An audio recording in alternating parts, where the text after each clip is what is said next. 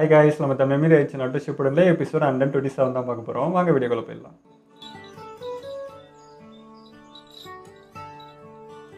இப்போ என் கையில 2 பில்ஸ் இருக்கு. ஓ, இவங்க சைல்டு 2 தான் இருக்குன்னா அதுக்கு அர்த்தம் என்னவா இருக்கும்? எங்கெல்லாம் ஒருத்தர் தோத்து போயிடுவாங்க. சரியான பதில் சொன்ன ஒரோச்சிமாரு. சொன்னாடே, நான் இதுல ஜெயிச்சேன்னா நீ என் கூட வெளியே வரணும், சரியா? சரி, ஆனா நீ தோத்து போனா என்ன? பெருசு மட்டும் அடையாளமே தெரியல. நான் தோக்குறதுக்கெல்லாம் குண்டு பேசா இருக்கு மாதிரி. பார்வை மட்டும் ரியாக்ஷன் அதேதான். இதேதான்யா. இருக்கு. இப்ப பார். எல்லாருக்கும் வைக்கிற காமன் டெஸ்ட் போலது. அதேதான், நருட்டோ நடந்த மாதிரியே தான். எப்படியாவது சேவ். நான் சொன்னேன்ல, நான் ஜெயிச்சு நீ தோத்தனா மரத்துக்குள்ள கட்டி என்கிட்ட இருந்து தள்ளியே இருக்கணும். போதும், சும்மா இரு. ஒண்ணுத்துக்கும் உதவாத மொக்க மூஞ்சி. வாய் கிட்டத்துக்கு பேசினா வாய் கிழிச்சு பாட்டிக்கிட்டே அப்படி பேச்சு பெருசு. இந்த சண்டை நிறுத்திக்கோங்க. சுனாடேவும் ஒரோச்சிமாரும் இப்ப கிளம்புறோம். அப்படியே நருட்டோ சாக்குறதா. போயிட்டு வரேன். இல்லையே, நருட்டோலாம் லவ்வா இருந்தா இது பேசு நல்லா. நீ ஏன் இப்படி இருக்க ஜிராயா? ஒரு தப்பு நிமிஷம் கலாய்ச்சிருவாங்க. இருந்துகிட்டு இப்படி சாதாரண ஒரு ட்ராப்ல போய் மாட்டிக்கிறியே. எல்லாம் என் நேரம். உனக்குன்னு நோக்கம் இல்லாத காரணத்தாலதான் உன் இஷ்டப்படி நடந்துக்கிற. எந்த மாதிரி நோக்கம்? சரி, என்ன பண்ணா இவன் திருந்துவான்? இது கண்டிப்பா வேலை செய்யும். இதை ட்ரை பண்ணுவோம். என்ன என்ன பண்ணணும்? சரி சரி, ரொம்ப தொழாத. இத பொறுத்திருந்து பாரு. ஓ, சமன் ஜூஸ் கட் பண்ணுது. சமரிங் ஜுட்சு. ஒரு மங்கி கிங் தானே.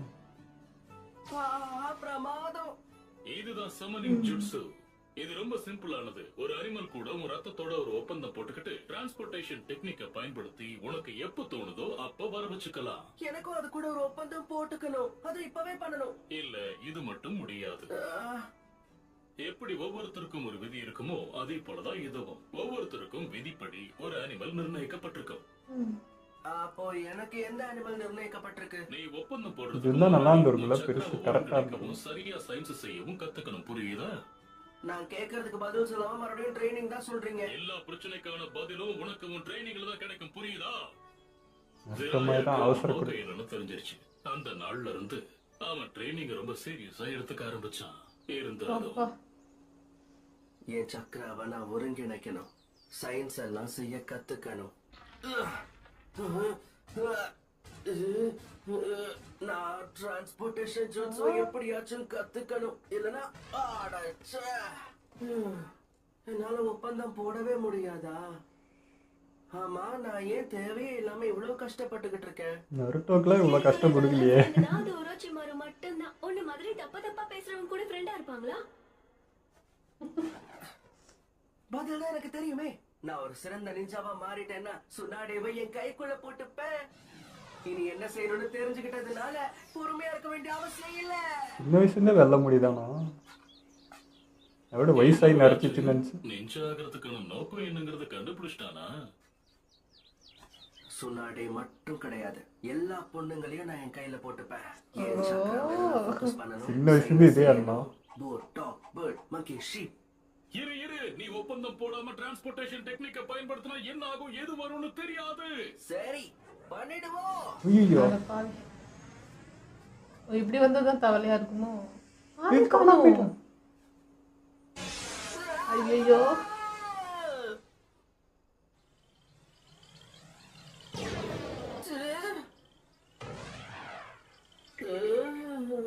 எங்கேயா வந்துட்டாரு? அதான் தவளை இருக்கு. ஓ, இவரு இந்த உலகத்துக்கு வந்துருக்காரு. அப்பாவி, அவங்கள எங்க வாங்க சொன்னா இவரு அங்க போயிட்டு இருக்காரு.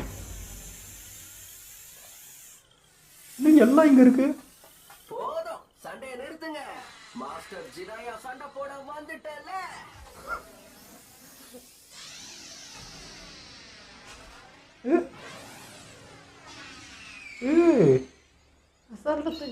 இது அடி வாங்குவார் நினைச்சா இன்னும். இப்படிதான் சண்டை போடணும். மனித குழந்தை வந்திருக்கு. நீ உண்மையிலே காம புண்டாம இத்தனோண்டு இருக்கா? என் கனவுல கூட மவுண்ட் மியோபோக்காவுக்கு ஒரு மனுஷன் வருவான்னு நினைச்சு கூட பார்க்கல. நீ என்ன சொன்னவர் எனக்கு புரியல. இதுதான் எல்லாரும் வரீங்களா அப்போ? மாஸ்டர் ஃபுகா ஷாக்கோ, மனித குழந்தை வந்திருக்கு. அப்படின்னா ஒரு வழியா வந்துட்டான்னு சொல்லு. என்ன ஏதோ நான் வர்றதுக்காக ரொம்ப நாளா காத்துட்டு இருக்கிற மாதிரி சொல்றீங்க. நீ வருவேங்கிற விஷயம் எங்களுக்கு முன்னாடியே தெரியும். இப்படி நடக்குங்கிறத எங்க மூத்தவர் எப்பவோ கணிச்சாரு. விதியாது. ஒரு நாள் ஒரு மனித குழந்தை நம்ம மியோ போகோவுக்கு வருவான். அது மூலமா அவனுக்கு டோடோட சக்தி கிடைக்கும். நான் நினைச்ச அந்த தீர்க்க தரிசனமும் கிடைக்கும். நான் ஒரு தீர்க்க தரிசனம் இந்த கழுத்துல இருக்க பேண்ட் தான் என் ஜிராயா போட்டுட்டு இருக்கிறது. இது நடக்கும். இது என்னோட தீர்க்க தரிசனம். இருங்க, நான் தான் இந்த மனித குழந்தைன்னா அந்த தீர்க்க தரிசனத்துல என்ன பத்தி என்ன பாத்தீங்க? இந்த கேள்விக்கான பதில் எனக்கும் தெரியாது. என்ன உங்களுக்கே தெரியாதா? அவர்தான் கொடுத்தாரு. அப்போ ட்ரைனிங் எடுத்துக்கணும். மூத்தவர் சொன்ன தீர்க்க தரிசனம் நடக்கிற வரைக்கும் இருக்கணும். கொஞ்சம் இருங்க, நான் பலசாலி ஆகணும்னு நினைச்சதே பொண்ணுங்க மத்தியில கொஞ்சம் ஃபேமஸா இருக்கணும் கத்துக்கிட்டான். உங்களை மாதிரி தவளைங்க கிட்ட ஃபேமஸா இருக்கல்ல. இப்ப நீ மாத்தி பேசுறதுல பிரயோஜனம் இல்ல. இதுதான் உன்னோட விதி. இதை யாராலையும் மாத்த முடியாது. இங்கே மாட்டி பாரு. ஆமா, ஏன்னா உன்னால மவுண்ட் மியாபோகோவுக்கு வர முடிஞ்சிருச்சுல்ல. அப்படின்னா மூத்தவர் சொன்ன அந்த தேர்ந்தெடுக்கப்பட்ட மனித குழந்தை நீயா தான் இருக்க முடியும். நான் தான் தேர்ந்தெடுக்கப்பட்டவனா? கேட்க நல்லாதான் இருக்கே. அப்ப இங்க ட்ரைனிங் எடுத்து பலசாலி ஆயிட்டேன்னா நினைச்சதெல்லாம் சாதிச்சிடலாம். அன்னைக்கு நடந்த சம்பவத்திலிருந்து ஜிராயா தன்னோட நேரத்தை டோடோட ஊரான மவுண்ட் மியோபோக்குக்கும் ஹிடன் லீஃப் வில்லேஜுக்கும் சமமா பிரிச்சு கொடுத்தான். இந்த இடத்துலயும் ட்ரைனிங். ட்ரைனிங் எடுத்து ஐயோ அப்பா இதெல்லாம் வேற லெவல்ல இருக்கு. அதனால்தான் பெருசு இவ்வளோ ஸ்ட்ராங்கா இருக்குது. Double training.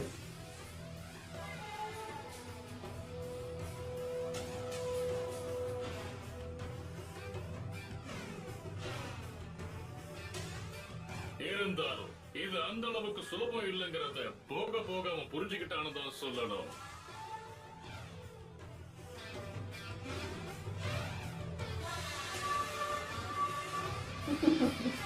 பாதிக்கு அடி வாங்குறது மட்டும் அப்படியே தான் இருக்குது. அது மட்டும் மாறல. விடாம பண்ணிருக்காரு.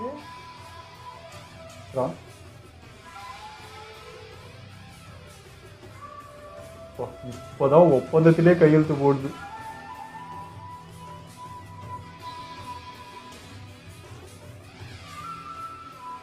இந்த உலகத்துக்கு அவங்க எப்படி வந்தாங்க? இல்ல அவங்க அந்த உலகத்துல தான் இருக்காரு பெருசு. தவளை உலகம் இல்லையா அது? தவளை உலகம் தான். அங்க எப்படி சொன்னாலே பட்டியல வந்தாங்க. அது அங்கேயே ட்ரைனிங் 2 இடத்துக்கு போயிட்டு வருது. அது மட்டுமா நான் தேர்ந்தெடுக்கப்பட்டவன்னு சொல்றாங்க. அப்ப நான் பொண்ணுங்களை பத்தி மட்டும் யோசிச்சா எப்படி சரியாகும்? நான் பலசாலி ஆகணும்னு நினைக்கிறது இதுக்காக மட்டும்தானா? என்ன மூத்தவர் உன்னை சந்திக்கணும்னு கூப்பிட்டு இருக்காரு ஜிராயா. நிஜமா சொல்றியா இல்ல சும்மா சொல்றியா? நான் நிஜமா தான் சொல்றேன். அவரு உன் தீர்க்க தரிசனம் என்னன்னு பார்த்துட்டாரு. என்ன? அப்ப நான் உடனே போய் அவரை பார்க்கணும். ஓ என்ன கூப்பிட்டுருந்தீங்களா? பெருசா இருக்கு. ஆமா, உன்னை கூப்பிட்டு இருந்தேன். ஒரு வழியா உன்னை பார்த்ததுல எனக்கு ரொம்ப சந்தோஷம். இவருதான் அரசனா இந்த ஊருக்கு. ஆனா நீ யாருன்னு சொல்லலையே. மூத்தவரே, இவன் தான் ஜிராயா. ஜிராயா அந்த மனித குழந்தை. ஆமா ஆமா ஆமா, இப்ப ஞாபகம் வந்துருச்சு. மனித குழந்தை. என்ன பண்றது, மறதி அதிகமாயிடுச்சு. அவனை வர சொன்னதே நீதானே கிழவா? வர சொல்லிட்டு யாருன்னே தெரியலன்னா என்ன அர்த்தம்? என்னம்மா நீ இப்படி சுடாதே பாட்டி மாதிரி. போய் கிழவா கிழவாங்கிற? அவருக்கு உண்டான மரியாதையை கொடுக்கணும். இல்லன்னா அவர் அப்புறம் நம்மள தண்டிச்சிருவாரு. சரி சரி, சண்டை போட்டுக்காதீங்க. முடிச்ச அளவுக்கு ஒத்துமையா இருக்க நீங்க பழகிக்கோங்க. ஓ, அப்புறம் இன்னொரு விஷயம், அது நீ யாருன்னு சொல்லவே இல்ல. இப்பதானே சொன்னாங்க. பத்தி கனவு கண்டிருக்காரு ஜிராயா. அவர் கண்ட கனவு ஒரு சாதாரண கனவு கிடையாது. அது தீர்க்க தரிசனம். அதாவது வருங்காலத்துல நடக்க போறத அவர் முன்னாடியே கணிச்சிருக்காரு. அதை இப்ப சொல்லுவாரு, நல்லா கேட்டுக்கோ. நான் கேக்குறேன். நான் கண்ட கனவுல எனக்கு வந்த தீர்க்க தரிசனம் என்னன்னா, வக்ர புத்தி கொண்ட நீ ஒரு சிறந்த நிஞ்சாவா மாற தகுதி அடைவ. அது நடந்ததுமே உனக்குன்னு ஒரு மாணவனை தேர்ந்தெடுத்து அவனுக்கு நீ பயிற்சி கொடுக்கணும். வக்ரமா? எனக்கு கேர்ள்ஸாக இருக்குன்னு தோணுச்சு டைலாக் கேட்டிருக்காரு. உன்னோட அந்த மாணவன் தான் இந்த நிஞ்சா உலகத்தையே மாத்துற அளவுக்கு ஒரு பெரிய நிஞ்சாவா மாறி இந்த உலகத்தை காப்பாத்துவான். இதுதான் நான் கண்ட கனவு. அப்படி என்ன பெரிய மாற்றம் வரும்? ஒன்னு இந்த உலகத்தை நல்ல நிலைக்கு கொண்டு வருவான், இல்ல அதை அழிக்கிறதுக்கு காரணமா இருப்பான். எது நடந்தாலும் சரித்திரத்தில் அழிக்கிறதுக்கு இருப்பானா? தான் இருக்கும். ஒண்ணு அது இல்ல இதுனா எனக்கு எதுவும் புரிய மாட்டேங்குது. நருட்டோவை பத்தி சொல்ற மாதிரி தான் இருக்கு. நிச்சயமான Fourth மாற்றத்தை Hokage. உண்டாக்குறவனுக்கு நீ வழிகாட்டியா இருப்ப. அது மட்டும் இல்லாம உன் வாழ்க்கையில நீ மிக முக்கியமான முடிவெடுக்க வேண்டிய ஒரு தருணம் உனக்கு வரும். முடிவு எடுக்கணுமா? ஆமா, நீ எந்த முடிவு எடுக்கிறையோ அதுபடிதான் இந்த நிஞ்சா உலகத்துல மாற்றம் ஏற்படும். அது நல்லதாவும் இருக்கலாம், கெட்டதாவும் இருக்கலாம். நல்லதாக தான் இருக்கும். சரியான முடிவு எடுக்கிறதுக்கு நான் என்ன பண்ணணும்னு சொல்லுங்களேன். என்னோட கனவுல நீ புத்தகங்கள் எழுதிக்கிட்டு உலகத்தை சுத்தி வந்துகிட்டு இருந்த. புத்தகங்கள் எழுதுனா ஆனா எதுக்கு? அது எனக்கும் தெரியாது. ஆனா உன்னோட இந்த உலக பயணத்தினால பல மக்களை சந்திச்சு பல அனுபவங்கள் உனக்கு கிடைக்க வாய்ப்பு இருக்கு. மூத்தவரே, உங்ககிட்ட ஒரு கேள்வி. உங்களோட தீர்க்க தரிசனம் என்னைக்காவது நிறைவேறாம போயிருக்கா? அப்படி ஆனதே இல்லை. இப்போ கண்டிப்பாக நடக்கும். மொத்தவை பற்றி சொல்கிற மாதிரி தான் எனக்கு இருக்குது. அப்படின்னா இன்னிலிருந்து உன் பயணத்தை ஆரம்பிக்கலாம்னு முடிவு பண்ணிட்டேன். ஆமா, ஆனா எனக்கு என்னவோ இப்ப நான் வழிகாட்டியா இருக்கிறதுக்கு திறமை இல்லைன்னு எனக்கு தோணுது. இதுல எந்த முடிவு சரியா இருக்கும்னு எனக்கு சரியா தெரியல. ஓ, அதனாலதான் இந்த உலக பயணத்தை ஆரம்பிக்கிறேன். அப்பதான் பல பேரை சந்திச்சு எனக்கு பல அனுபவங்கள் கிடைக்கும். எனக்கு புரியுது. இப்போ வரைக்கும் ஊர் சுற்றி இருந்தாங்க. பார்த்த மாதிரி நான் உலகத்தை சுத்தி வந்து முடிஞ்ச 2 புத்தகங்களை எழுதுவேன். இது அதுவா நடக்கிற மாதிரி கேட்டதுக்கு அப்புறம் மாறின மாதிரி இருக்கு. மூத்தவர் கண்ட கனவு என்ன, அதுக்கான நோக்கம் என்னங்கிறத ஜிராயா தேட ஆரம்பிச்சா. அதுக்கு நடுவுல உலகத்தோட நிலைமை மோசமாக ஆரம்பிச்சது. 5 கிரேட் நேஷன்ஸுக்கு நடுவுல இருந்த அமைதி நிலை குலைஞ்சு போர் ஆரம்பிச்சது. ஒவ்வொரு ஊருக்கும் நடுவுல வன்முறை எல்லாமே போச்சு. அது மட்டும் இல்லாம எல்லைகள்ல உள்நாட்டு பிரச்சனையும் ரொம்ப அதிகமாச்சு. அதனாலேயே மக்கள் எல்லாருக்கும் தேவையில்லாத கஷ்டமும் வேதனையும் வந்துச்சு.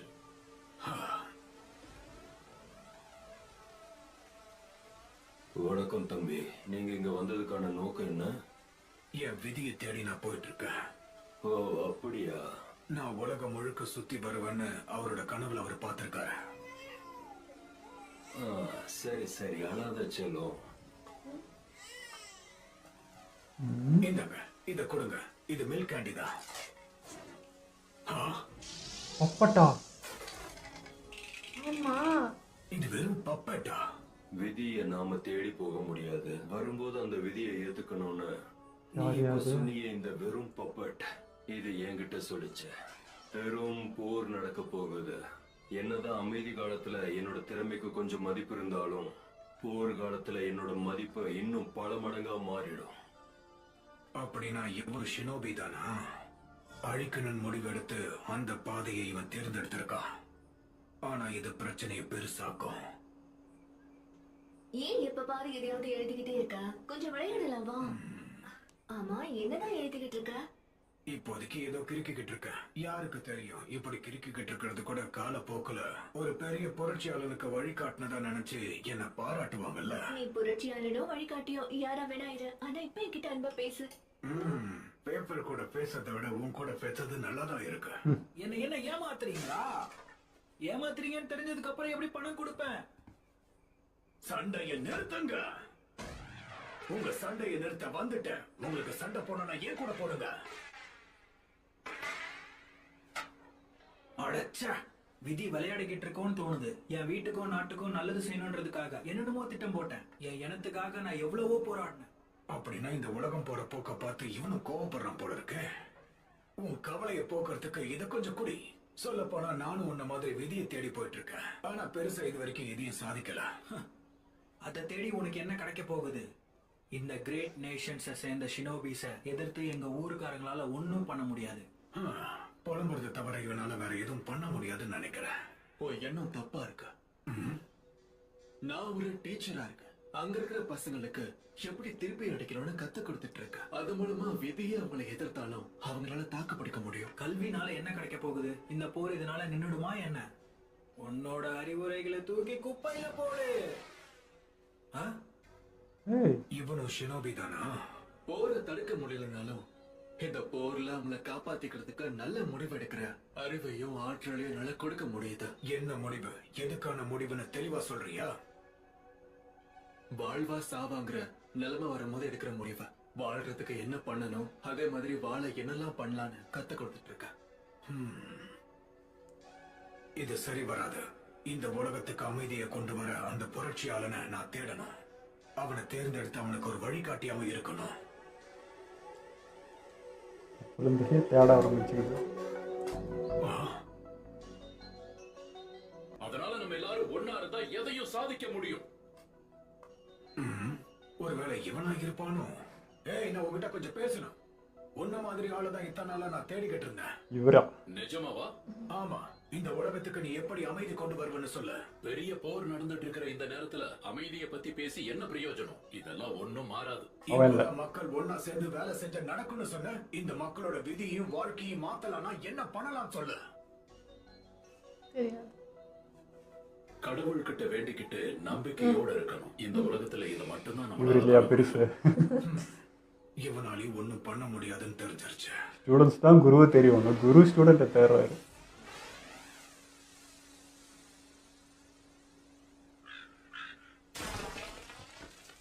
என்ன சத்தாத?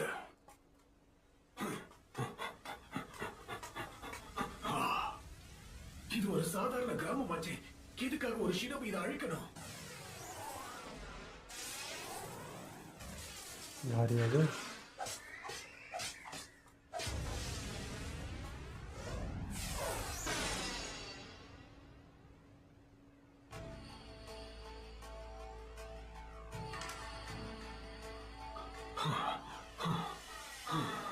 இது ஒரு ஷுரிகேன் ஜுட்சு. அப்பனா நீ ஃபூமாவை சேர்ந்தவனா? எதுக்காக இந்த கிராமத்து ஆட்களை தாக்கிக்கிட்டு இருக்க? ஓ, அப்ப நீயும் ஒரு ஷினோபி தானா? எனக்கு ஒரு மாணவன் தேவைப்படுறான், அதுக்காக தான் அவனை தேடிக்கிட்டு இருக்கேன். எதுக்கும் உதவாததை எதுக்கு தேடி போய்கிட்டு இருக்க? போர் நடக்கிற இந்த காலத்துல யாரோட கை ஓங்கி இருக்குன்னு தெரிஞ்சுக்கிறது தான் எல்லாத்த விட முக்கியமானது. கலர் கலரா வரானுங்க மண்டலம். ஷினோபியை பத்தி போட்டு கொடுத்ததுனாலதான் அந்த மக்களுக்கு இந்த நிலைமை. ஒரு சின்ன விஷயத்துக்கு போய் இப்படி அழிக்கலாமா? ஒண்ணு அழிக்கணும் இல்ல அழிஞ்சு போகணும். நீ தயங்குனா உனக்கு அழிவு மட்டும்தான் மிஞ்சும். பேப்பர் பாமா? என்ன ஸ்மோக் பாமா?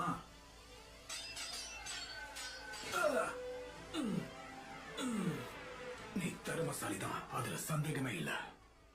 நீயும் ஒரு ஷினோபின்னு தெரிஞ்சதுக்கு அப்புறமா உன்னை உயிரோட விட்டு வைக்க முடியாது. உன்னை என்னால இதுவும் பண்ண முடியாது. அதை ஏத்துக்கிட்டு பொறுமையா அடங்கியிரு. நானும் ஒன்னு சொல்லலாமா? நீ சொல்றது எதுவும் கேட்க நான் தயாரா இல்ல. செத்து போடா. நான் அடங்கி இருக்கணுமா? அடக்கற வேண்டாம் நானு.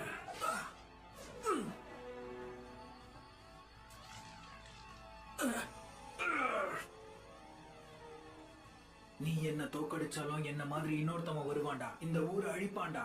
இந்த உலகத்துல பிறந்து வாழுற எல்லாருமே இதைத்தாண்டா செய்யறாங்க. இங்க அமைதிக்கு இடமே இல்ல.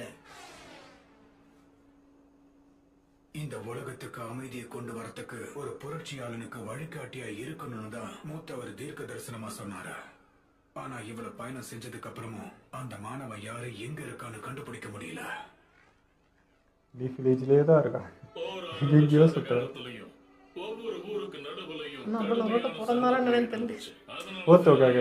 பயணத்தை தற்காலிகமா நிறுத்தி ஹிடன் லேக் வில்லேஜுக்கு திரும்பி வந்து அவனோட கடமையை செய்ய வேண்டிய கட்டாயத்துக்கு ஆளானா. இங்கதான் அவரை பார்த்துட்டு அவர் முடிவெடுத்திருப்பாரு போல.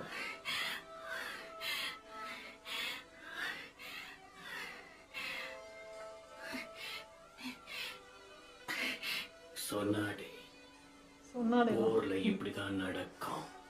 தம்பி செத்த டைமுக்கு வந்திருக்காரு. இந்த நிஞ்சா உலகத்துல அமைதியை நிலைநாட்டணும்னா இந்த போருக்கு ஒரு முடிவு கட்டணும். அதுக்கு ஒரு புரட்சியாளனை தேர்ந்தெடுத்து அவனுக்கு வழி காட்டணும். அதோட மூத்தவருக்கு உண்மையாக இருக்கணும். இது எங்களுக்காக செய்யணும். பல பேரோட மனசுல வன்மத்தை விதைச்ச அந்த போர் இப்ப ஹிடன் லீஃப் வில்லேஜ சேர்ந்த ஜிராயா அப்புறம் அவனோட நண்பர்கள் மனசுலயும் விதைஞ்சிருச்சு. அவங்க அடியெடுத்து வச்ச அந்த போரை பல வருஷங்களுக்கு அப்புறம் தேர்ட் கிரேட் நிஞ்சா வார்னு சொன்னாங்க. எப்படியோ திறமையோட சண்டை போட்டு ஜெயிச்சு கொடுத்ததால ஜிராயாவையும் அவனோட நண்பர்களையும் லெஜெண்டரி சானின்னு எல்லாருக்கும் 3 பேர் மட்டுமா? இந்த எபிசோட் சூப்பரா இருந்ததுங்க. பெருசோட பிளாஷ்பேக்லாம் காட்டுவாங்கன்னு சத்தியமா எதிர்பார்க்கல. அதெல்லாம் ரொம்ப சஸ்பென்ஸா இருக்கும்லாம் நினைச்சேன் நான். பார்த்தா திடீர்னு அது காட்டினதும் சர்ப்ரைஸா இருந்தது. நல்லா இருந்ததுங்க. நருட்டோ பார்க்குற மாதிரியே தான் இருந்தது. அதே மாதிரி தான் தேடோக்காக இருந்திருக்காரு. நருட்டோ என்னெல்லாம் செட்டப் பண்ணி எப்படிலாம் ட்ரைனிங்கில் என்னென்ன பண்ணோன்னா அப்படியே நடந்திருக்கு. ஸோ அதனால தான் வந்து பெருசு வந்து நருட்டோ கிட்ட அந்த பொறுமையை காக்குதுன்றதெல்லாம் தெரிஞ்சது. அது போக்கிலே விட்டுட்டு அவனுக்கு எவ்வளோ நேரம் வேணாலும் டைம் கொடுக்கும். அது கற்றுக்கிட்டோம், ப்ராப்பராக கற்றுக்கணும் அப்படின்றதெல்லாம். ஸோ இது பண்ண தப்புலாம் வந்து எப்படி வந்து இது பண்ணிச்சோ அதேமாதிரி அவன் கற்றுக்கணுன்றதெல்லாம் பண்ணிச்சு. அதெல்லாம் புரியுதுங்க. எல்லாருமே அடிபட்டு வந்தவங்க தான் அப்படின்ற மாதிரி தான் இருக்குது.